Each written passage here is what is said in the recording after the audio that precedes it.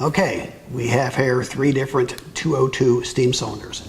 So here's a brand new one, intact. And you have the 2 electrode connectors here and the high water level sensor probe here, and of course the drain connection here. This is a brand new 202 steam cylinder that's been cut open so that you can look inside and see what's in there. So you have 2 electrodes, which are basically made out of chicken wire, if you will. And then you have the high water level sensor probe, which is down inside here. You can barely see it, but it's down in there, sticks into the tank just a wee bit. And then you have a 202 steam cylinder that wore out.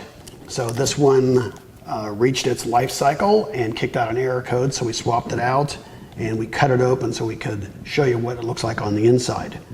So there's what's left of the 2 electrodes. They are obviously covered in calcium and other minerals.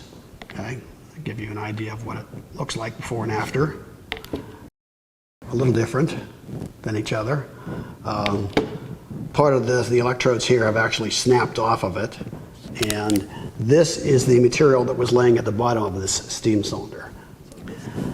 We weighed the half tank that we have cut open that's new and the old used tank that we have cut open, and the weight difference between them was 3.6 pounds of calcium.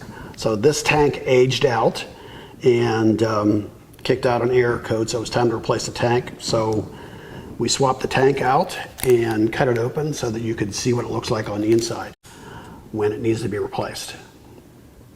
Thanks for watching. For additional help or questions, feel free to contact us.